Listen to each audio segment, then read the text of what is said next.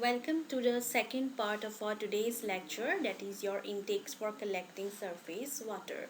So let us discuss in brief in this lecture what are the types of intake structures. Okay, so depending upon the source of water, the intake works are classified as follows.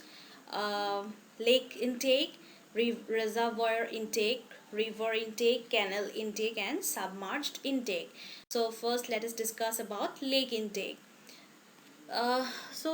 For obtaining water from lakes, mostly submersible intakes are used.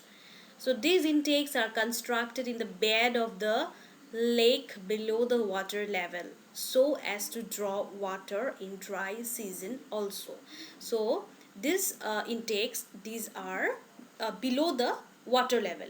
Okay, so these intakes have so many advantages, such as no obstruction to the navigation, no danger from floating bodies, and no trouble due to ice. Okay, so these intakes doesn't have any disadvantages due to this obstruction, since these are constructed in the bed level. Okay, so as these intakes draw small quantity of water, these are not used in big water supply schemes or on rivers or reservoirs. The main reason being that they are not easily approachable for maintenance. So you can see this is the picture of a lake intake.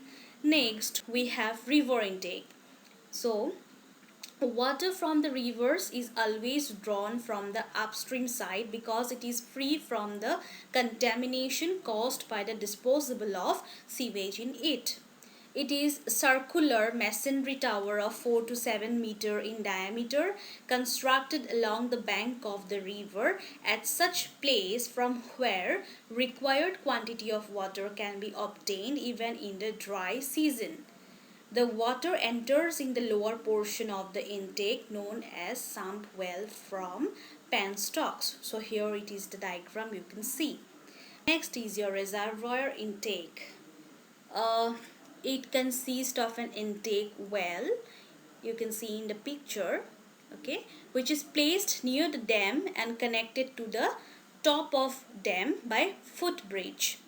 The intake pipes are located at different levels with common vertical pipe. The valves of intake pipes are operated from the top and they are installed in a valve room. Each intake pipe is provided with bell mouth entry. You can see in the picture, okay, this is the bell mouth entry with perforations of fine screen on its surface. The outlet pipe is taken out through the body of the dam. The outlet pipe should be suitably supported. The location of intake pipes at different levels ensures supply of water from a level lower than the surface level of water.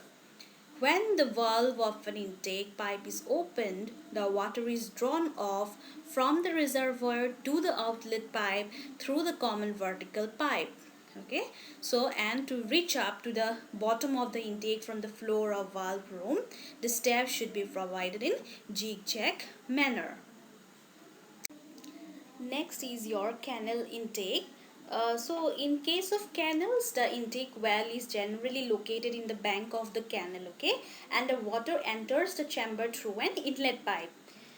So the water coming out of the chamber through the outlet conduit may be taken to the sump well or CT as desired. So since the flow area in the canal is obstructed by the construction of intake well, and also the flow velocity in the canal increases due to reduction in waterway, hence pitching is generally provided on the upstream as well as downstream portions of the canal near the intake.